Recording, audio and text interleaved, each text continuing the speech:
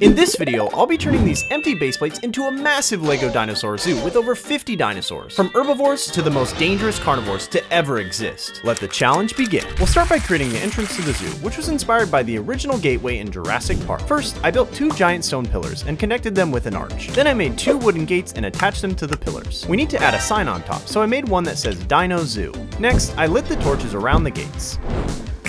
And now it's time to build some high security fencing around the entrance, then I enclose the rest of the base plates so none of our dinosaurs can escape. But before heading through the gates, guests have to sign a waiver acknowledging that the zoo is not responsible for any accidental injuries or deaths that happen on park grounds. With the entrance complete, it's time to build inside the park. Directly behind the gate, I want to construct a huge T-Rex skeleton for guests to be greeted by as they first enter the zoo. We'll also add a bench and some flower beds to finish off the courtyard. Now we can start work on the herbivore paddock for our 7 different species of plant-eating dinosaurs. I started by closing off the area with bricks and building some electric fencing for added safety. I created a variety of different plants to fill our zoo with, and after laying down some tree ferns, pines, and other vegetation for our herbivores to snack on, I built a small rock formation and pond in the back of the exhibit. First to enter are a pair of stigmalogs. Next out is a gallimimus, one of the fastest dinosaurs to ever exist. When startled, gallimimuses can run twice as fast as a human. Why are you running? As one of the main attractions to this exhibit, I designed a treetop platform which will allow park guests to feed some of the largest land animals that ever lived. Up here, guests can come eye to eye with a 40-foot tall Brachiosaurus, or its even longer and heavier cousin, the Titanosaur. Just don't forget to let go of the branch when feeding these gentle giants, or you'll end up going for an unexpected ride. The last additions to our herbivore paddock are a Stegosaurus, a pair of Ankylosauruses, and a herd of Triceratops, 3 of which are on exhibit today. And the baby dinos make perfect playmates. All of these dinosaurs have some pretty cool adaptations to protect themselves, like the Stegosaurus's backplates and spiky tail, which are a great defense against Allosauruses, a predator we'll see later in the video. Now that all the herbivores are in, we can add our final attraction, a gyrosphere ride where guests can roll through the paddock and get a closer look at all 7 species. After building the launch center and opening the gate, guests are catapulted into the exhibit to explore on their own. Just make sure to give the dinosaurs plenty of space. It's out of the park! And with that, our first enclosure is complete. Now it's time to move on to some interactive exhibits at the center of the zoo. Around the base of the T-Rex skeleton, I'm going to build a fossil dig pit where kids can practice their excavation skills. I created a variety of fossil segments to place around and buried them in layers of rock and dirt.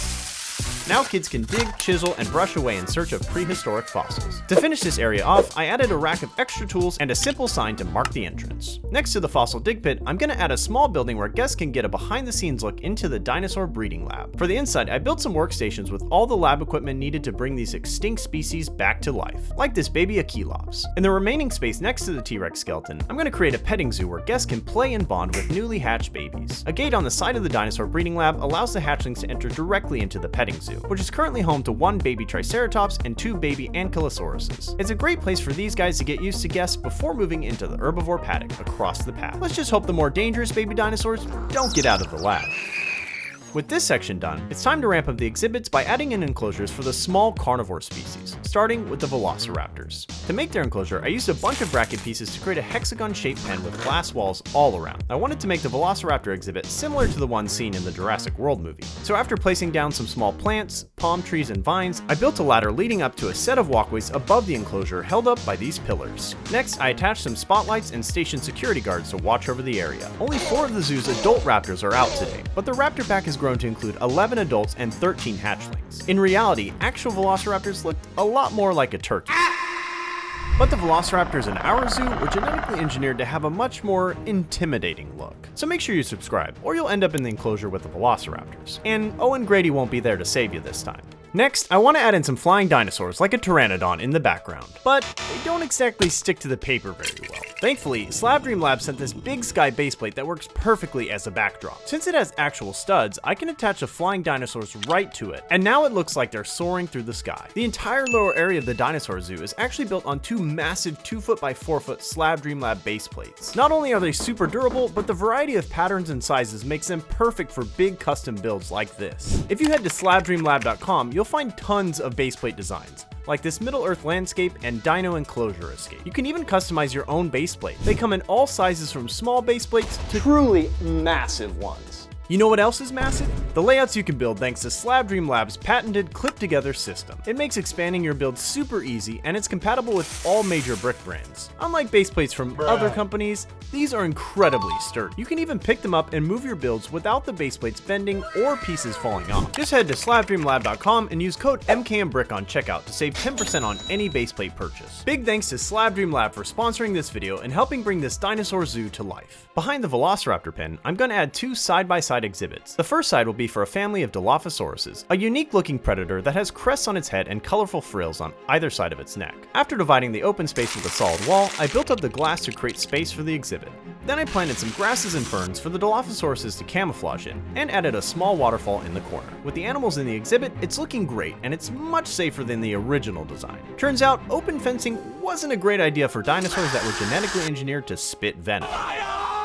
On the other side of the wall, I placed down a big viney tree and filled in the rest of the exhibit with smaller ferns and shrubs. I got the inspiration for these plants from my trip to Hawaii, which is where a lot of the Jurassic Park and Jurassic World movies were filmed. Now it's time to release the dinosaur pack, which includes a Pyroraptor, two Coelophysis siblings, and a breeding pair of Atrociraptors. And it looks like they're immediately on the hunt. With the entire middle section complete, the zoo is really starting to fill in nicely. But we still have 7 more exhibits to build. To create more space, I brought in a second table, raised it up, and covered it in 10 more base plates to create a separate maximum security level for the zoo's biggest and fiercest predators. I used these mountain pieces to cover the gap between levels, then added extra slope and vines to give it a more natural look. The first addition to this new area will be a brick-built Mosasaurus. Longer than a school bus, this giant ocean carnivore needs an enclosure that will show off its intimidating features and impressive hunting behavior. I'm taking inspiration from the Jurassic World movie and constructing a giant water stadium in the back corner of the zoo. I started by using glass panels to create a big wall for the tank. I filled it in with water, then built tiered stadium seats for guests to sit in during the Mosasaurus feeding. I connected the 3 sections together and placed them along the back of the exhibit. I also built a platform that extends over the tank and finished out the area by adding overhead lighting above the stands. And now I can finally release the Mosasaurus into its tank and let people in for the show of a lifetime. And for today's feeding, there's shark on the menu. This exhibit turned out looking really cool. Before finishing off the rest of this upper level, I want to fill in the lower part of the zoo with some unique and iconic large carnivore species.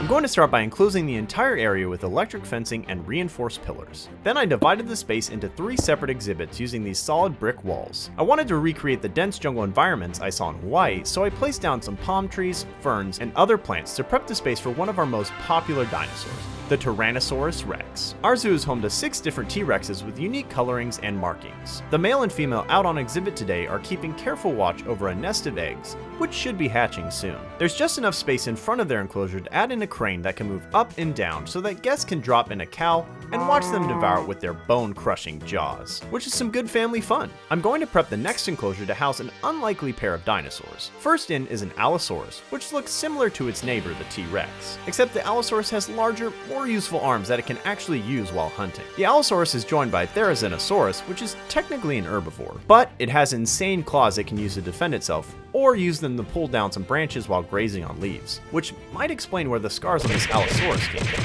The last exhibit in this row will be for 2 species of aquatic carnivores, so I'm going to form a waterfall in the back corner that flows into a stream and spreads across most of the exhibit. Once the enclosure has been flooded, I can add in a few palm trees and shrubs along the shoreline. The first dinosaur in is a Spinosaurus, and then a Baryonyx. The Spinosaurus was named for its impressive 6-foot-tall sail of spikes. Both dinosaurs have heads that look similar to a crocodile, which explains why they're such good hunters in the water. With that, the entire lower section of the zoo is complete and is looking really impressive. In the center of the zoo's upper level, I'm going to build another enclosure for 2 lesser known but dangerous predators. After surrounding the exhibit with secure walls and filling it with vegetation, I added in the Giganotosaurus and the Carnotaurus to their new home, which they completely tower over. Let's also add in this crushed jeep for the Giganotosaurus to stand on. Before we build the final few enclosures, we have to add a bathroom for park guests. Inside is a small stall and sink, and on top I'll add a giant toilet to guide guests to it. Right next to the bathroom, I'm also going to build a security tower. A set of stairs leads up to 2 different platforms. The top level stores the park's communication and monitoring equipment, where security guards are stationed with tranquilizer guns in case things get out of control. Anyone feeling adventurous can head to the launching platform next to the security tower to ride on one of the flying dinosaurs. Just make sure to steer clear of the Mosasaurus Stadium as you soar over the park. There's just enough space left to add in a meat stand on the corner where guests can get a piece of the T-Rex's leftovers. I'm going to dedicate the last open space in the park to the Indoraptor and Indominus Rex,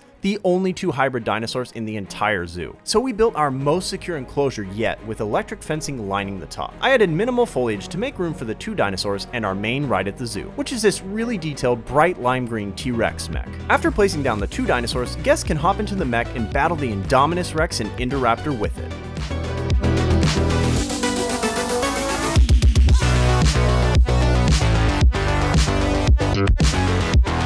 And if you want to see even cooler mechs like this, check out MKMBrick's video at the end where he builds some insanely cool mechs for dinosaurs, like this giant Triceratops tank mech. With the final exhibit complete, all that's left to do is add in some mascots to the park and fill it with guests. The completed dinosaur zoo turned out looking even better than I expected and houses so many cool dinosaur species. And if this video gets 40,000 likes, I'll build every single LEGO Jurassic Park set ever made. Comment down below and let me know what your favorite exhibit was. And make sure to check out MKMBrick's dinosaur mech video on the end screen. A massive thanks to everyone who loaned me dinosaurs and Emily for helping with the build. Thanks for watching and stay awesome.